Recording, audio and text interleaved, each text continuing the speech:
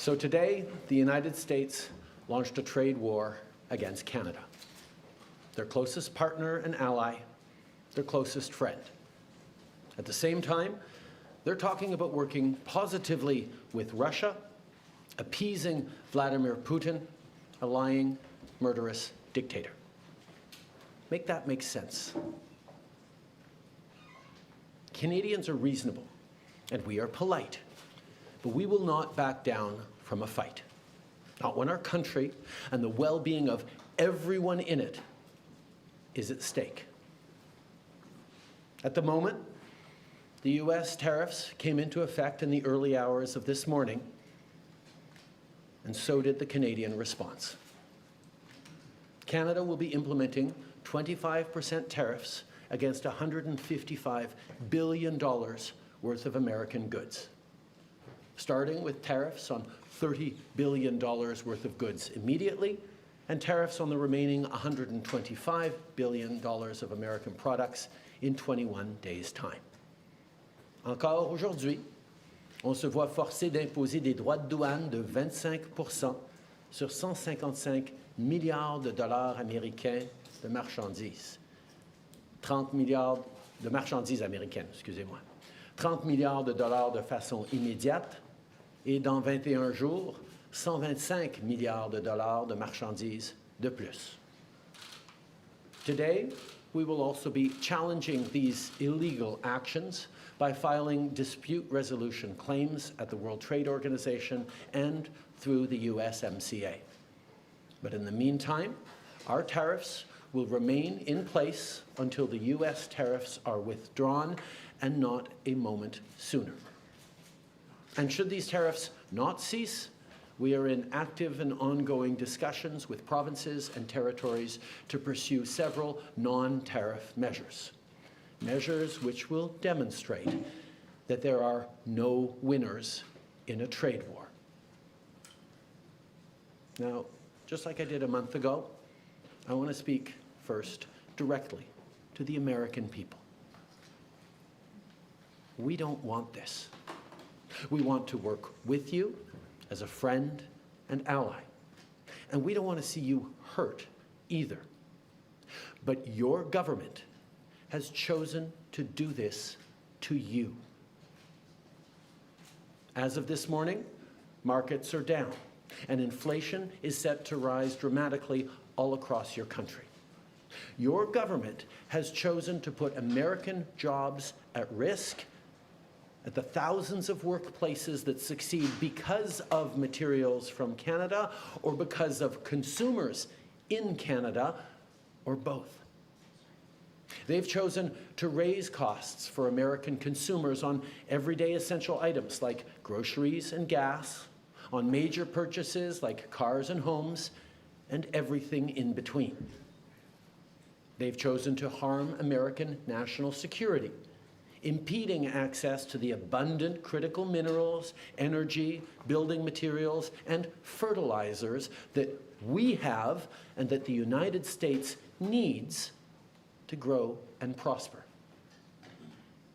They've chosen to launch a trade war that will, first and foremost, harm American families. They've chosen to sabotage their own agenda that was supposed to usher in a new golden age for the United States.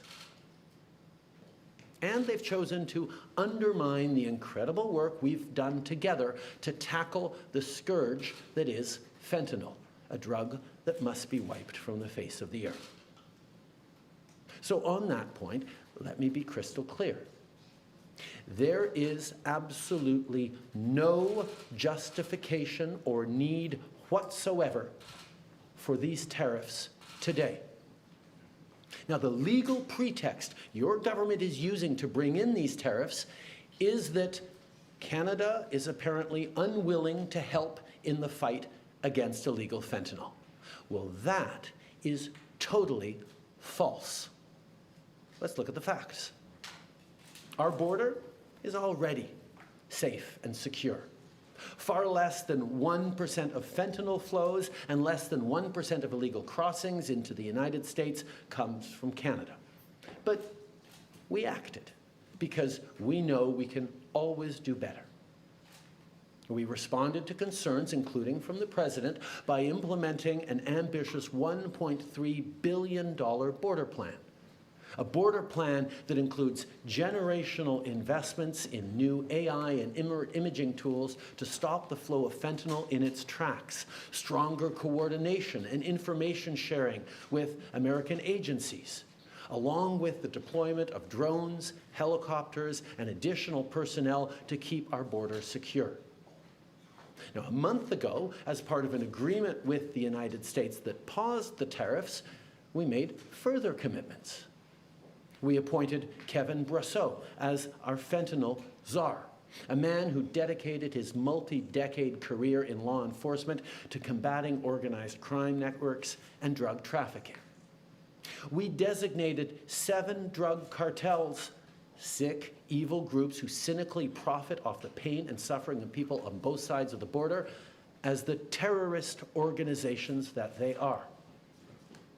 And just yesterday, we launched a new joint operations partnership supported by a $200 million investment between Canada's security and law enforcement agencies, a partnership that will enhance the coordination of information and intelligence in order to thwart criminal gangs involved in the illegal fentanyl trade. And critically, our actions are working. As the U.S. Customs and Border Protection just acknowledged, there was a 97% drop in fentanyl seizures from January compared to December, to a near zero low of less than half an ounce seized in January, even with all the further enforcements and actions we've taken at the borders. In sum, we stepped up. We engaged closely and constructively with the President and his administration. We did everything we promised. We stuck to our word. And we did it because we believe in working together to protect our citizens. Now I want to speak directly to one specific American, Donald. In the over 8 years you and I have worked together, we've done big things. We signed a historic deal that has created record jobs and growth in both of our countries. We've done big things together on the world stage, as Canada and the US have done together for decades, for generations. And now we should be working together to ensure even greater prosperity for North Americans in a very uncertain and challenging world. Now, it's not in my habit to agree with the Wall Street Journal, but Donald, they point out that even though you're a very smart guy, this is a very dumb thing to do. We two friends fighting is exactly what our opponents around the world want to see. And now, to my fellow Canadians, I won't sugarcoat it. This is going to be tough, even though we're all going to pull together, because that's what we do. We will use every tool at our disposal so Canadian workers and businesses can weather this storm. From expanding EI benefits and making them more flexible to providing direct supports to businesses, we will be there as needed to help. But Canada, make no mistake, no matter how long this lasts, no matter what the cost, the federal government and other orders of government will be there for you. We will defend Canadian jobs. We will take measures to prevent predatory behavior that threatens Canadian companies because of the impacts of this trade war, leaving them open to takeovers.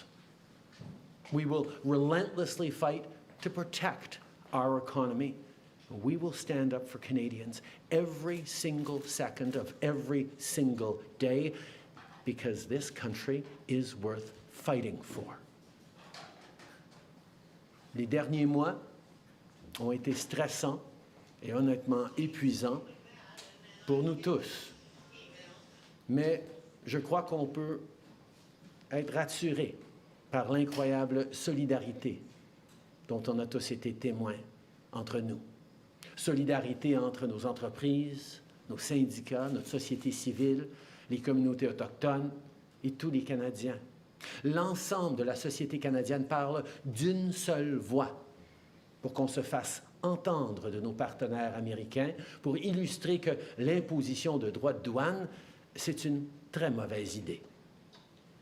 En même temps, on travaille à l'interne pour faire tomber les obstacles au commerce entre nos provinces et territoires. On travaille pour rejoindre de nouveaux marchés à travers le monde, pour bâtir une économie toujours plus forte et plus résiliente. Dans les dernières années, j'ai eu plusieurs occasions de discuter avec des leaders du monde entier. Mon message est toujours le même.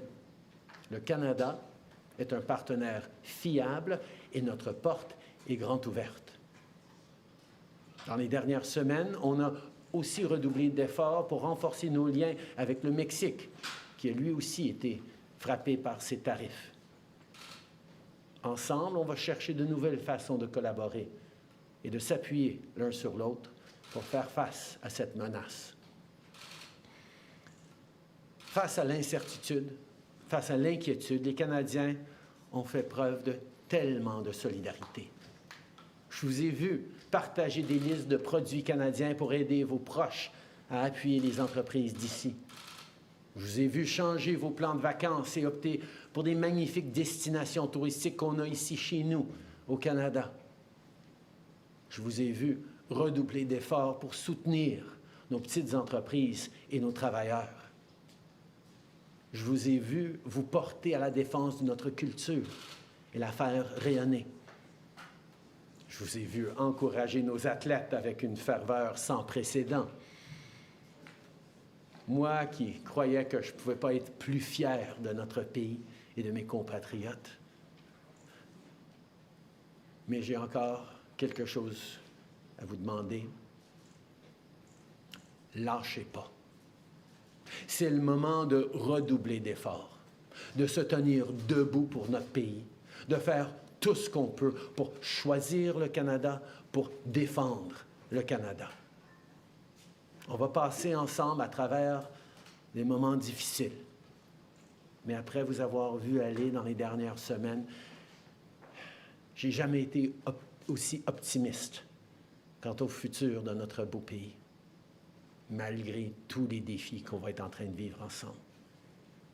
Le Canada reste le meilleur pays sur Terre. On a tellement de raisons d'être fiers de notre chez-nous, de ces quelques arpents de neige.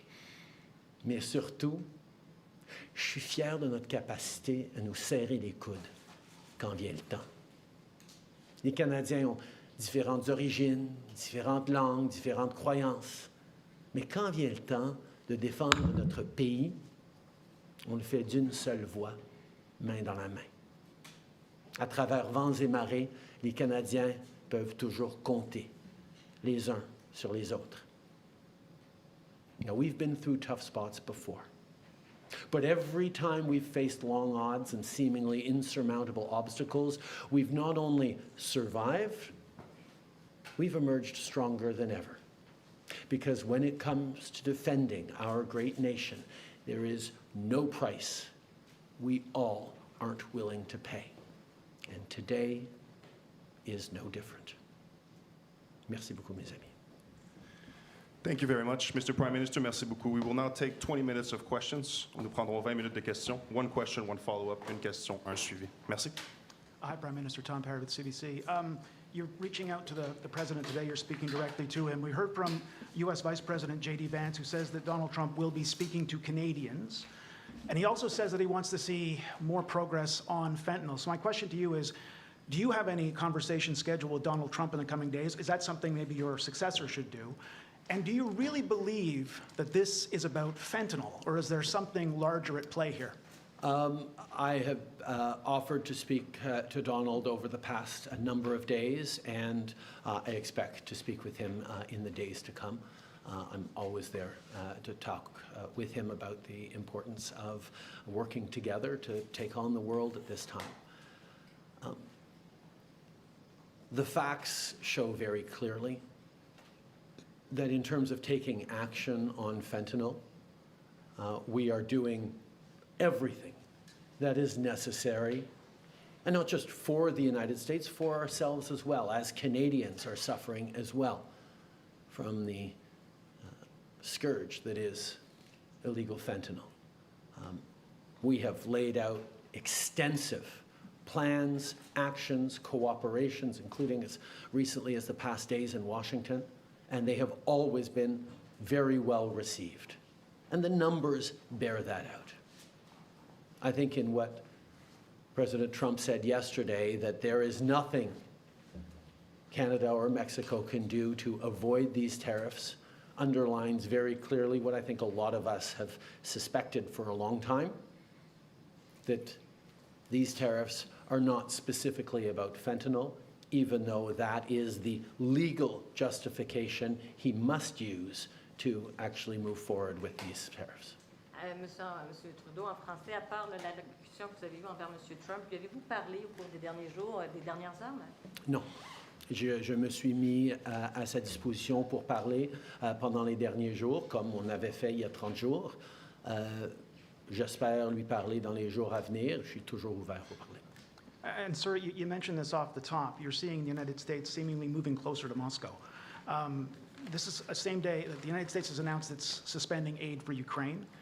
The Kremlin just said that U.S. foreign policy now is in alignment with Russia. So how do you successfully, or your successor, successfully negotiate with a president who seems to regard his friends as his enemies and his enemies as his friends? In this regards, Canada and Canadians are very clear. We know who our friends are. We know who our opponents are. And there is no question that Vladimir Putin and his attack not just on Ukraine, but on the rules-based international order, on the founding principles of the United Nations, is an opponent of Canada. I think the question that we all need to be watching closely is, what do the American people think? How do Americans feel about jettisoning one's friends and allies in favor of a country that has never wished Americans well and continues to act in ways that harm the global economy and specifically the American economy and American values and principles? Bonjour, M. Trudeau. Valérie Gavage de Radio-Canada. J'aimerais vous entendre sur les programmes d'aide. Au Québec, on parle de 160 000 emplois qui pourraient être perdus. M. Ford a dit ce matin, dans 8 à 10 jours, il y aura des mises à pied dans les usines d'auto. Est-ce qu'il y a quelque chose sur la table aujourd'hui qui peut être annoncé pour les Canadiens, ne serait-ce que de limiter le délai pour avoir accès à l'assurance-emploi? Il y a des choses qu'on va regarder immédiatement sur l'assurance-emploi, mais je veux rappeler aux gens que notre but, c'est pas de trouver des façons pour que les Canadiens puissent passer à travers de ces moments difficiles, c'est d'empêcher ces moments difficiles de durer plus que le temps minimum nécessaire. Si on peut faire enlever ces tarifs demain, c'est ce qu'on va essayer de faire. Notre priorité, c'est de mettre fin à cette guerre économique. Et le fait que des Américains, dès aujourd'hui, font faire face à des mises à pied, vont faire face à des problèmes au niveau de leurs produits de consommation, va nous aider à mettre fin à ces défis le plus rapidement possible. Mais effectivement, on est en train de regarder toutes sortes de choses que nous pourrons faire si effectivement ces tarifs durent plus longtemps qu'une journée ou deux, même avec des actions quasiment immédiates sur l'assurance-emploi qu'on va regarder aujourd'hui même. I think the thing to remember first and foremost as we reflect on the impacts on Canadian workers and Canadian jobs and businesses is that, first of all, there will be similar impacts on Americans losing their jobs, American families paying more for basic goods that they rely on at a time where times are tight everywhere. But our focus has to be on getting these tariffs lifted as quickly as possible. What can we do in the coming days is our focus to make sure that these tariffs don't last a second longer than necessary. So we will be looking at, including looking in the coming day at things we can do around adjusting EI to support people through this difficult time. But our priority has to be not on figuring out how to manage through these tariffs over the coming days and weeks and months, but on doing everything we can to get them lifted and put an end to this unjustified trade war that hurts American families and Canadian families. On a l'impression que vous n'avez plus beaucoup de cartes dans votre jeu. Est-ce que de devancer la renégociation de la CEUM fait partie des plans actuellement plus que jamais? Actuellement, dans les conversations avec le président, c'est pas très clair ce qu'il veut exactement. Ou peut-être la seule clarté, c'est ce qu'il a dit à multiples reprises, que son but, c'est de faire écrouler l'économie canadienne pour ensuite pouvoir parler d'annexation. C'est ce qu'il veut. Alors, je ne sais pas quelle négociation on pourrait entamer actuellement pour éviter, pour lui convaincre que ce n'est pas ça son but. Notre réponse aujourd'hui est ancrée dans le fait de démontrer à quel point nos économies sont interreliées. Et si on crée des barrières entre nos économies, les familles des deux côtés de la frontière vont souffrir. Pour démontrer qu'on devrait être en train de faire des choses ensemble. Et pendant qu'il fait le choix de vouloir ruiner l'économie canadienne,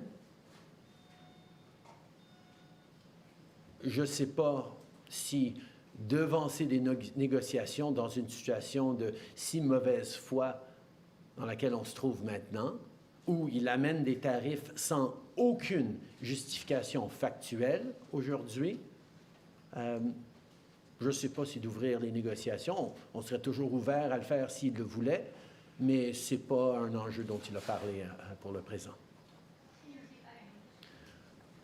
I'm just trying to remember. What was that?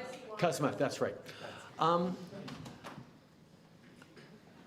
I think in terms of what he wants, and I heard he talked about banking again this morning in a tweet, which doesn't make any sense because American banks, there's about 16 American banks currently active in Canada holding about $113 billion worth of assets in this country. So the American banks are alive and well and prospering in Canada. It's an example of not really being able to see what it is that he wants, because even the excuse that he's giving for these tariffs today of fentanyl is completely bogus, completely unjustified, completely false. So we actually have to fold back on the one thing he has said repeatedly, that what he wants is to see a total collapse of the Canadian economy, because that'll make it easier to annex us, is the second half of his thought. Now, first of all, that's never going to happen. We will never be the 51st state. But yeah, he can do damage to the Canadian economy, and he's started this morning. But he is rapidly going to find out, as American families are going to find out, that that's going to hurt people on both sides of the border. Americans will lose jobs. Americans will be paying more for groceries, for gas, for cars, for homes, because we have always done best when we work together. So we are, of course, open to starting negotiations on the customer review, but let us not fool ourselves about what he seems to be wanting. And I will admit, I have been holding out hope that these tariffs were just a clever negotiating ploy that would have the impact that they're having now without even bringing them in over the past weeks, as we've seen order books dry up for Canadian companies from American customers, as we've seen expansion plans in Canada put on hold, as we've seen people choosing to invest in the United States over the past weeks because of the threat of tariffs. But now that he's moved forward with tariffs, we're going to see the real impact of a trade war between our two countries. And that impact will be to hurt American families. Prime Minister Tonda McCharles with the Toronto Star.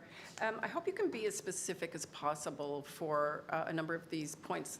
Everybody's looking to what actually you're going to do. In your statement last night, you referenced non-tariff measures, and I want to know exactly what you're prepared to contemplate there.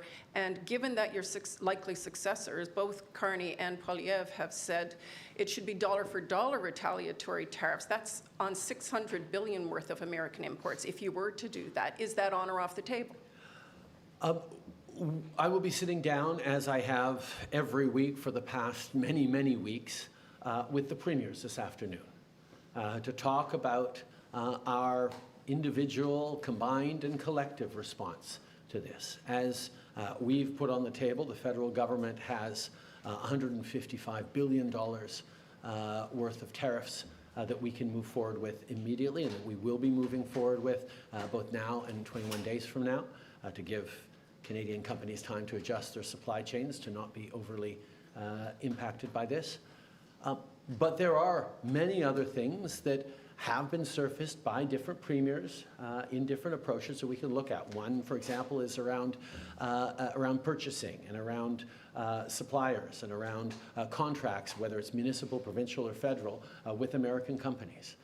There are many different things that we've been looking at, and that conversation with the premiers this afternoon is going to be very, very important. But I can tell you what we have seen is Canadians across provinces and territories, across political lines, are united in knowing that this is a time to hit back hard and to demonstrate that a fight with Canada will have no winners. And the sooner we can get past this fight, back to working together to take on the world, as our two countries always have, the better we'll all be. To what extent have you turned or gotten cooperation from any other allies to exact more pain on the U.S. to accelerate getting to a solution? And are you concerned that Mexico appears to be trying to do their own thing maybe next Sunday? Where are you with any guarantees you've got allies?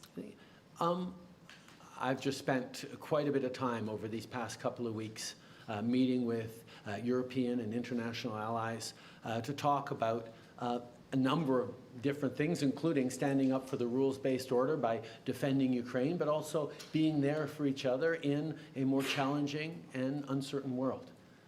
And I can tell you that every country is very, very aware that if the American government is willing to do this to their own closest ally, neighbor, and friend, everyone is vulnerable to a trade war. And our ability to work together thoughtfully and strategically to make sure we're supporting our citizens, we're doing things together in a more diversified way is something that is on the mind of all of our allies. En français, vous en êtes où dans les discussions avec les alliés, que ce soit européens ou mexicains? Comme vous savez, au cours des dernières semaines, j'ai eu beaucoup de conversations en personne avec plusieurs de nos alliés et nos amis européens et à l'international. Tout le monde est inquiet. Ils savent très bien que si les Américains sont prêts à faire ça au Canada, leur allié le plus proche, leur partenaire le plus interconnecté, tout le monde est à risque. Et notre capacité, donc, de travailler ensemble, d'en faire plus ensemble, de diversifier nos chaînes d'approvisionnement de façon encore plus délibérée est une conversation qu'on est en train d'avoir et vont continuer d'avoir avec nos alliés. Avec nos partenaires mexicains, on continue à être en contact étroit avec eux et on va continuer de regarder comment on peut faire des choses ensemble, comme j'ai dit, pour ne pas souffrir plus que nécessaire avec ces actions américaines. Thanks. Hi, Prime Minister. Rachel Haynes from CTV National News. As we know, the Liberal Party is going to be picking a new leader over the weekend. But when is it going to be your last official day as Prime Minister? That will be up to a conversation between the new leader and myself to figure out how long a transition is needed. It should happen reasonably quickly, but there's a lot of things to do in a transition like this, particularly at this complicated time in the world. Ma dernière journée sera déterminée une fois que le nouveau chef du Parti libéral sera choisi. C'est une conversation sur combien de temps vont être nécessaires pour la transition. Il y a énormément d'éléments à considérer, mais je sais qu'on veut faire ça assez rapidement. Thanks. So it sounds like it won't be immediately on March 9th or March 10th. So it sounds like you'll probably still have some time remaining to put in some more actions on this. Is one of those things that you're considering going to be taxing oil, gas, and potash exports, even if premiers don't consent to that? As I said, the most important thing we're facing, as I've said, the most important thing we can do is ensure that Canadians remain united. That's why whatever response, individually or collectively, we do across the country, we have to make sure that no single part of the country is carrying a greater burden or suffering any more than everyone else. This is going to be tough for all of us, but we need to be pulling and holding Canadians together every step of the way. And that's the conversation I'm going to be having with the premiers this afternoon in our now weekly meetings. There will be many different ideas we discuss, but the most important thing, more important than doing specific or effective pressure points on the United States, is keeping Canadians united together. As we go through the pain that these American tariffs will inflict on our economy, on our workplaces, on Canadian families, we will be able to say this is happening to us by the decisions of a different government. As American families suffer the impact of these tariffs, of this trade war with Canada, they will be saying this is happening because our own government is choosing to do it to us. That's a very different proposition. And the most important thing right now, more important than anything else, is for Canadians to remain united. And that's why all premiers will be focused on things that make sure Canadians don't get divided amongst ourselves. This is a time for us to pull together because the Americans will be having very real and very challenging debates and discussions about these actions. There will be no debate in Canada about whether or not we should be pulling together and responding. Everyone is aligned on that, and protecting that is job one for the Canadian government and the Canadian Prime Minister. Hi, Mr. Trudeau. OK. Évidemment, il y a différentes choses que différentes provinces ou secteurs peuvent faire pour appliquer de la pression sur les États-Unis. Et il y a plusieurs idées qui ont été mises sur la table, mais je veux être extrêmement clair que ce ne sera pas le fait qu'il y a une région ou une industrie au Canada qui souffrira ou qui portera un plus large fardeau que d'autres. On doit être équitable dans notre réponse et dans nos appuis. Parce que la chose la plus importante dans toute cette affaire, c'est que les Canadiens restent unis. Et c'est de ça que je vais parler avec les premiers ministres des provinces et territoires cet après-midi, que l'unité de mission et de courage et de détermination dont les Canadiens vont faire preuve dans les jours et semaines à venir va être notre arme la plus effective. Parce que les familles canadiennes qui vont faire face à des impacts négatifs à cause de ces tarifs vont être en train de dire « Mais nous, on va se tenir ensemble en tant que Canadiens parce que c'est un autre pays qui nous est en train de faire cela.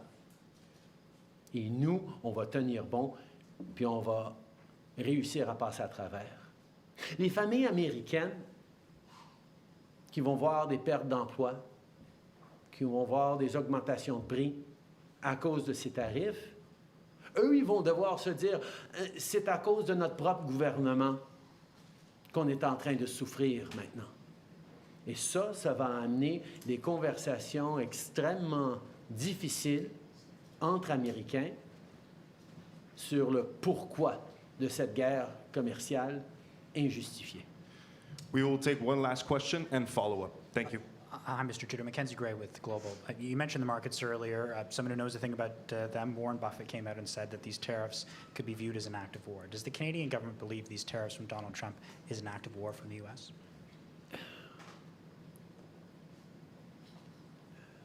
Canadians are not angry at the American people for this. We don't have anything against Americans. Americans are our neighbors, our friends, our partners.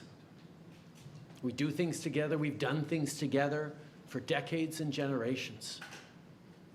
This is a policy decision by the American government designed to go after the Canadian economy. This is a trade war, yes. But Canadians are hurt. Canadians are angry. We're going to choose to not go on vacation in Florida or Old Orchard Beach or wherever. We're going to choose to try to buy Canadian products and forego bourbon and other classic American products. And yeah, we're probably going to keep booing the American anthem. But let me tell Americans, we're not booing you. We're not booing your teams. We're not booing your players. We're booing a policy that is designed to hurt us. And we're insulted. And we're angry. But we're Canadian, which means we're going to stand up for each other. We're going to fight. And we're going to win. There are probably a lot of folks watching on TV today who've been laid off or they were told not to come into work today because of these tariffs. Can you explain to them why you've not announced any relief measures today to help those folks out? As I said, our entire focus has been on preventing these tariffs from coming in, if there was at all a way, and it now looks like there was never a way we were going to be able to avoid these tariffs that the President was determined to do. And our focus now is going to be on making sure that they get lifted and that there is an end to this trade war as quickly as possible. But over the past month, we have been working on measures that if these tariffs last longer than a few hours or a few days, we be able to help Canadian citizens, Canadian workers, Canadian companies make it through this time. But let's also be clear, this is going to be tough. The American trade war is going to hurt the Canadian economy and is going to hurt all of us. What our government needs to make sure we're doing is try to make sure that nobody goes hungry and that everyone carries their share of this. And that's a hard thing to do, but that's where we're leaning in, both as a federal government and with provinces and territories on responses to be there for Canadians. Thank you, Mr. Prime Minister. Merci. That concludes today's press conference.